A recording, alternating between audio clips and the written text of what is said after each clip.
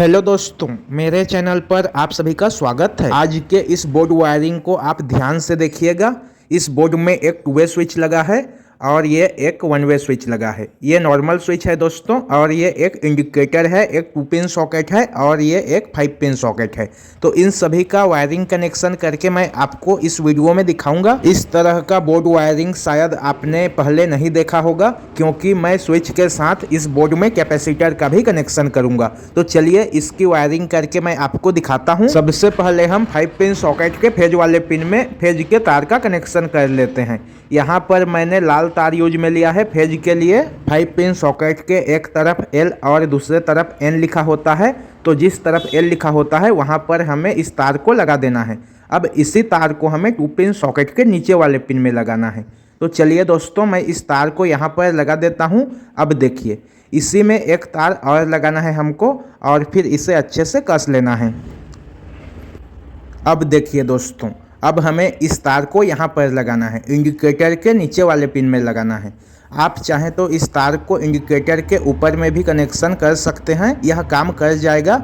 अब इसमें भी हमको एक तार और लगाना है और फिर इसे भी अच्छे से कस लेना है। अब इस तार को हमें 1 वे स्विच में लगाना है दोस्तों। तो मैं इस तार को 1 वे स्विच के ऊपर वाले पिन में लगाऊंगा, क्योंकि स्विच का ऊपर वाला पिन आउटपुट सप्लाई का होता है और नीचे वाला पिन इनपुट सप्लाई का होता है। तो मैं इस तार को 1 वे स्विच के ऊपर में कनेक्शन कर लेता हूं। अब देखिए दोस्तों, आगे क्या करना है। तो अब हमें इसमें न्यूट्रल के तार का कनेक्शन करना है। तो न्यूट्रल का तार सबसे पहले यहाँ पर लगेगा।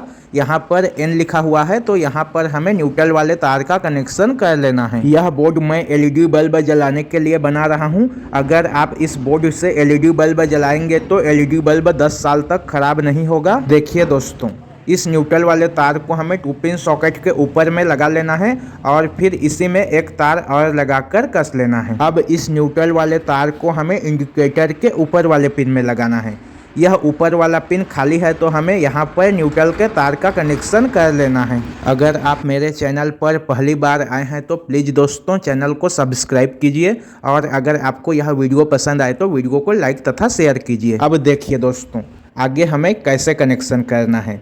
तो हमें एक कैपेसिटर चाहिए, तो मैं यहाँ पर 3.15 UF का यह कैपेसिटर ले लेता हूँ। यहाँ पर मैं 2 बल्ब जलाने के लिए 3.15 UF का कैपेसिटर लगा रहा हूँ। आप इससे ज़्यादा UF का भी कैपेसिटर लगा सकते हैं। देखिए, कैपेसिटर के एक तार को 1 वे स्विच के नीचे में लगा देना है और फिर दूसरे वाले तार को 2 वे स्विच के नीचे में लगाना है। 2 वे स्विच का 3 पिन होता है दोस्तों, तो हमें सबसे नीचे वाले पिन में कैपेसिटर के दूसरे तार का कनेक्शन करना है। इस तरह से कैपेसिटर का कनेक्शन अगर हम बोर्ड में करेंगे तो LED बल्ब कभी भी खराब नहीं होगा। अब देखिए, 2 वे स्विच के ऊपर में एक तार लगाना है और फिर उस तार को 1 वे स्विच के नीचे में लगा देना है। तो चलिए मैं एक फेज वाला तार ले लेता हूँ और इसे 2 वे स्विच के ऊपर वाले पिन में लगा देता हूँ। तो देखिए दोस्तों, सबसे ऊपर वाले पिन में मैंने इस तार को लगा दिया। अब इसी तार को मैं 1 वे स्विच के नीचे में लगाऊंगा। जहां पर मैंने कैपेसिटर का कनेक्शन किया है वहां पर मैं इस तार को लगा दूंगा। तो देखिए, इस तरह से दोनों तार को आपस में लपेट लेना है और फिर इसे 1 वे स्विच के नीचे वाले पिन में लगा देना है। यह बोर्ड जो है यह 2 in 1 काम करेगा दोस्तों। आपको आगे इस वीडियो में मैं इस बोर्ड की टेस्टिंग करके भी दिखाऊंगा, तो आप इस वीडियो को पूरा देखिएगा। अब इतने में हमारे इस बोर्ड का वायरिंग कंप्लीट हो जाता है।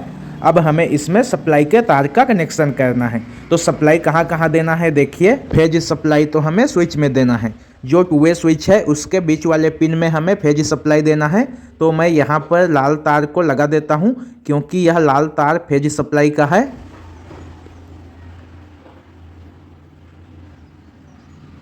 अब देखिए दोस्तों, न्यूट्रल सप्लाई हमें यहाँ पर देना है। जहाँ पर हमने काला तार का कनेक्शन किया है वहाँ पर हमें न्यूट्रल के तार का कनेक्शन करना है। तो मैं इंडिकेटर के ऊपर वाले पिन में न्यूट्रल सप्लाई दे देता हूँ। अब चलिए दोस्तों, मैं इस बोर्ड को सीधा कर लेता हूँ और फिर इस बोर्ड में सप्लाई देकर इसकी टेस्टिंग करके आपको दिखाता हूँ। इस बोर्ड को आपको पहले इसके बॉक्स में फिट कर लेना है, फिर उसके बाद ही आपको इसमें सप्लाई देना है, नहीं तो आपको करंट लग सकता है। दोस्तों, मैंने इस बोर्ड में सप्लाई दे दिया है।